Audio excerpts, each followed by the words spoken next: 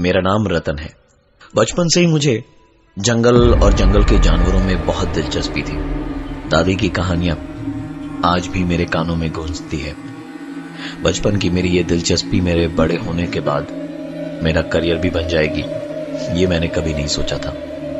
IFS की परीक्षा clear करने के बाद मेरी पहली पोस्टिंग इंडिया के सबसे बड़े रिजर्व फॉरेस्ट में होगी। अपने मॉम एंड डैड को अलविदा कह शहर से काफी दूर इन घने जंगलों के बीच ही अब मेरा घर होने वाला था। जब मैं अपने फॉरेस्ट हाउस में पहुंचा तो पुराने जमाने की हवेली टाइप घर देख के बड़ा ही मजेदार लग रहा था, जैसे किसी फिल्म का सेट हो। पुराने जमाने का आर्किटेक्चर, बड़ी बड़ी ऊंची ऊंची दीवारें। बाहर से ये मकान जितना पुराने जमाने का लगता था, अंदर उतना ही नए जमाने का था। कमरे बड़े और ठंडे थे, फर्श मोज़ाइक था, सोफे कुर्सी बिस्तर सब नए जमाने का। और इन सब में सोने पे सुहागा ये कि हर कमरे में एक कलर टीवी था। सारा सामान मैंने रखा और दोपहर का लंच करके थोड़ा लेटने ही गया था कि एक जूनियर ऑफिसर मिलने आया। उसने बातों ही बातों में कहा कि चलिए सर, आपको इस जंगल का एक राउंड घुमा कर ले आता हूं। जंगल बहुत घना था और जैसे जैसे हम जंगल के अंदर जा रहे थे, जंगल की आवाजें धीरे धीरे जोर पकड़ रही थी। मेरे जूनियर ऑफिसर ने मुझे इस जंगल के वॉच टावर के बारे में बताया, जहां से इस जंगल का सबसे खूबसूरत नजारा देखने को मिलता है। हमारी जीप उस वॉच टावर के ठीक सामने रुकी हुई थी। मैं चिलचिलाती धूप में एक एक सीढ़ी चढ़ के वॉच टावर के ऊपर तक गया। जंगल का नजारा यहां से बेहद खूबसूरत था। इस धूप में वॉच टावर पे हवा बड़ी ठंडी थी। देखते ही देखते मैं उस नजारे में कहीं खो गया कि मैंने मेरे पीछे से किसी को सीढ़ियां चढ़कर ऊपर आते हुए सुना, जो मेरे ठीक बगल में आकर खड़ा था। मुझे लगा शायद मेरा जूनियर ऑफिसर होगा। मैं आंखें बंद कर उस ठंडी हवा का मजा ले ही रहा था कि तभी मैंने पीछे से आती एक आवाज सुनी। पहली बात जो मुझे सबसे अजीब लगी वो थी ये कि आंख खोलने पर मेरे बगल में कोई खड़ा नहीं था, और दूसरी ये कि मैं अपना वॉलेट घर पर छोड़ के आया था, क्योंकि जंगल में वॉलेट का कोई काम ही नहीं था। सिक्के की आवाज मैंने साफ साफ सुनी थी, इसलिए पलटकर वॉच टावर के फर्श पर देखा तो एक पुराना सिक्का गिरा हुआ था।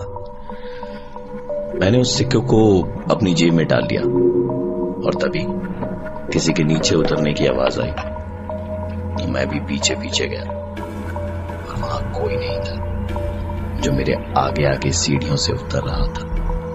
मैंने नीचे उतरकर वॉच टावर की तरफ ऊपर देखना शुरू किया कि शायद ऊपर कोई नजर आए। तो मेरे जूनियर ऑफिसर ने कहा, सर यहां खड़े खड़े ही देखिएगा या ऊपर भी चलेंगे? मैं जैसे किसी बेहोशी से जागा था। मेरे जूनियर ऑफिसर की माने तो मैं ऊपर गया ही नहीं था। जाने क्यों मैंने अपनी जेब में हाथ डाला तो सिक्का मेरी जेब में था।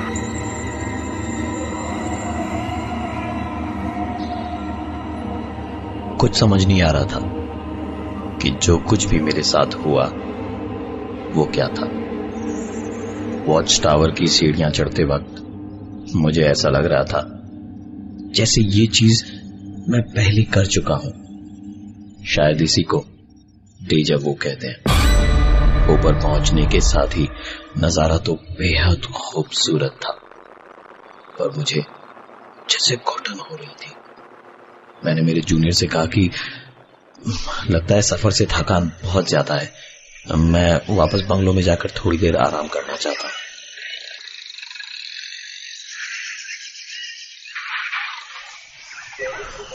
वापस घर आकर मैं सीधा नहाने चला गया और बाथरूम से बाहर निकला तो देखा कमरे में एक बच्चा जिसकी उम्र तकरीबन 5 से 6 साल होगी मेरे कमरे में बैठा था। मैंने उससे पूछा, कौन हो तुम? किशन के बेटे हो? उसने मेरे किसी भी सवाल का कोई जवाब नहीं दिया और फिर कमरे में इधर से उधर भागने लगा। मैंने उसको ऐसा करने से मना किया तो वो और जोर जोर से कमरे में दौड़ने लगा और जब मैं उसे रोकने के लिए उठा तो उसने अलमीरा का दरवाजा खोल खुद को अलमीरा में बंद कर लिया। दरवाजा मेरी आंखों के सामने बंद हुआ था। मैंने जब अलमारी का दरवाजा खोला तो अंदर कोई नहीं था। जो मैंने देखा वो मेरा वहम नहीं हो सकता था, इसलिए मैंने तुरंत घर के नौकरों को आवाज लगाई। उनके आते के साथ ही मैंने उनसे अलमीरा को हटाने के लिए कहा। अलमीरा हटाने पर जो दीवार आंखों के सामने थी वहां एक दरवाजा भी था। घर के पुराने नौकर ने मुझे मना भी किया कि मालिक वहां मत जाइए, लेकिन मेरी जिद के सामने उनकी एक न चली। दरवाजा खोलने पर नीचे बेसमेंट में जाने का एक रास्ता था। बेसमेंट में सीलन की बदबू थी। टूटा फूटा पुराना बहुत सारा सामान पड़ा था वहां। एक अजीब सी आवाज पूरे कमरे में गूंज रही थी। मोबाइल के टॉर्च की रोशनी में देखा तो दीवार पर एक 1967 का कैलेंडर लगा हुआ था और एक पुरानी तस्वीर पड़ी थी जिसमें उस बच्चे की तस्वीर भी थी जिसको मैंने अभी थोड़ी देर पहले देखा था। कमरे में एक टिन का डब्बा भी मिला। उसको लेकर ऊपर रोशनी में आया और डब्बे को खोलने की मैंने बहुत कोशिश करी, पर जब नहीं खुला तो मैंने सिक्के की मदद से उस डब्बे की कुंडी को खोलने की कोशिश की। ये वही सिक्का था जो मुझे वॉच टावर पे भी मिला था, और जब नजर इस सिक्के की तारीख पर गई तो साल 1967 लिखा था।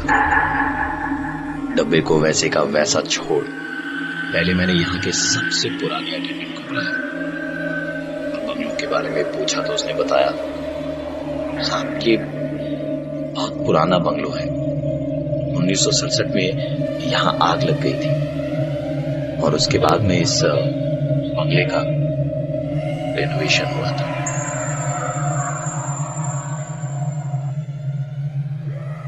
ये सारे किस्से रतन ने अपनी डायरी में लिख रखे थे और भी कई सारी घटनाओं के बारे में भी उसने बयां किया था इस डायरी में, जो उसके साथ इस घर में रहने के दौरान घटी थी।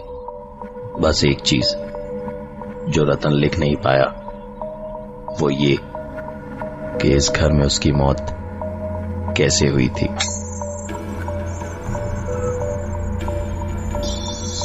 दरअसल प्रशांत यहां नया फॉरेस्ट ऑफिसर बनकर आया था, जिसके हाथ इस घर में उससे पहले रह चुके रतन की डायरी लगी थी और उसे रतन के साथ घटी सारी घटनाओं का पता चला।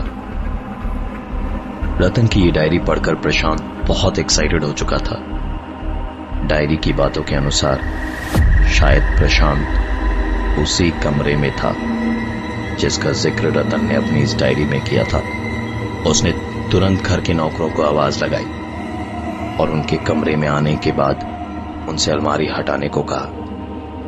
अलमारी हटाई तो वहां ऐसा लग रहा था जैसे वहां पहले कोई दरवाजा हो, लेकिन उसे बंद करने के लिए वहां पैच वर्क किया गया हो। प्रशांत जिद्दी और दिलेर था। उसके दोस्त उसे पागल कहते थे।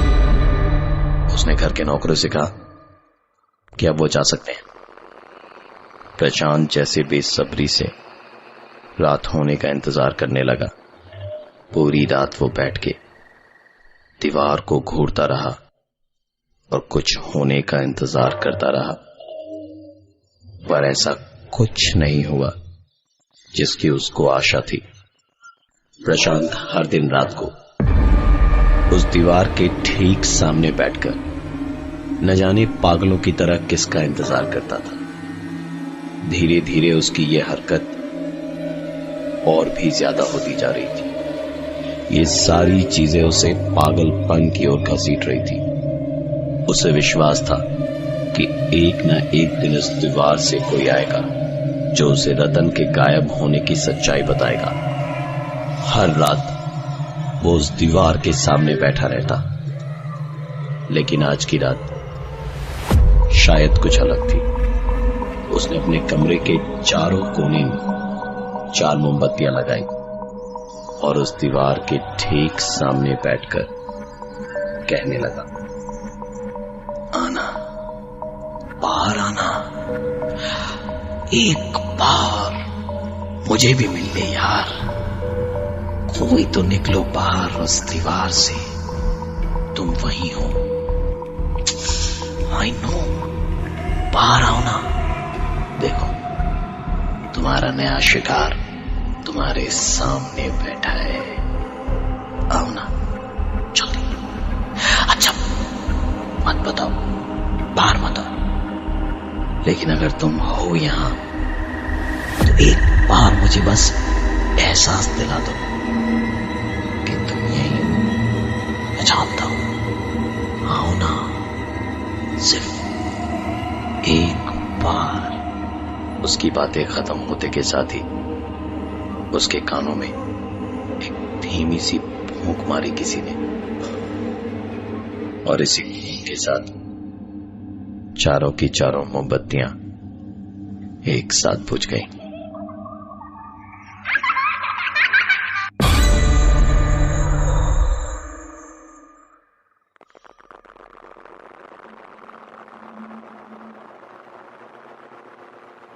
प्रशांत यहां फॉरेस्ट ऑफिसर बनकर आया था और उसके हाथ एक डायरी लगी जिसमें उससे पहले यहां काम कर चुके रतन ने अपने साथ इस घर में हुई घटनाओं का जिक्र किया था। प्रशांत ने इस डायरी को पढ़कर अपने कमरे की अलमारी हटवाई। पीछे एक दीवार थी जिसे देखकर लग रहा था कि शायद पहले वहां कोई दरवाजा था जिसे अब पैच वर्क के बाद बंद कर दिया गया हो। प्रशांत उस दीवार के सामने बैठा और कमरे में चारों कोने में 4 मोमबत्तियां लगाकर वो उस बच्चे को बुलाने की कोशिश कर रहा था जिसका जिक्र रतन ने अपनी डायरी में किया था कि तभी किसी ने प्रशांत के कान में एक फूंक मारी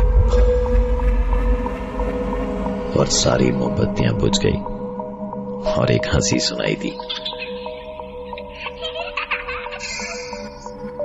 प्रशांत मानो जैसे खुशी से उछल पड़ा, पागलों की तरह बर्ताव करने लगा और उसने अंधेरे में ही बोलना शुरू किया, वाह, तो फाइनली तू आ गया। रतन को तूने ही मारा था ना, बताना कैसे मारा था? रतन को तूने कैसे मारा था? बोल, मैं किसी को नहीं बताऊंगा, बताना। उसका इतना कहना ही था कि किसी ने अंधेरे में प्रशांत को पैरों से पकड़ के खींचा और उठा के पटक दिया और हंसता रहा। प्रशांत का सर घूमने लगा, उसे बड़ी जोर की चोटें आई थी, पर उस पर तो कोई और ही धुन सवार थी। उसने उठकर कहा, पर ऐसे तो उसे सिर्फ चोट लगी होगी, मारा कैसे था उसे? बोलना।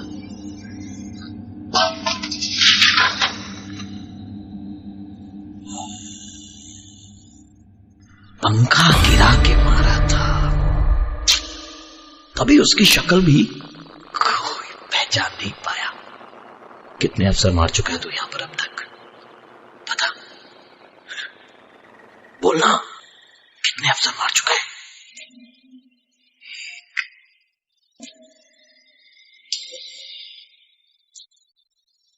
3,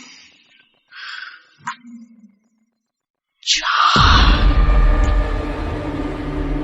5। प्रशांत ठहाका मार के बोला, अरे मैं तो 6ठा हूं। मुझे नहीं मारेगा? मारना प्लीज, मुझे भी मारना। अच्छा कैसे मारेगा? बता तो दे कम से कम। अरे मेरी जान, बता दे, देख बता दे, वरना मेरे हाथ में भी छुरी है। पागल हूं, तू नहीं मारेगा तो मैं खुद को मार लूंगा। चट्टा मार, चट्टा मार, मार, मार, मार, चट्टा मारना। प्रशांत को होश ही नहीं था अपने पागलपन में। उस कमरे की लाइट ऑन हुई। उसके नौकर वहीं खड़े प्रशांत का ये पागलपन देख और सुन रहे थे। प्रशांत पे तो जैसे भूत सवार था। वो फिर बोला, ठीक है, मत बता कि तू मुझे कैसे मारेगा। मैं दिखाऊं मैं खुद को कैसे मारूंगा। ये देख, ये देख। प्रशांत धीरे धीरे अपने हाथ में पकड़ी छुरी को अपने ही गले के करीब ला रहा था, और फिर अचानक धीरे धीरे आता वो चाकू तेजी से प्रशांत के गले में उसके नौकरों के कुछ कर पाने से पहले ही घुस गया। और एक आवाज प्रशांत ने सुनी,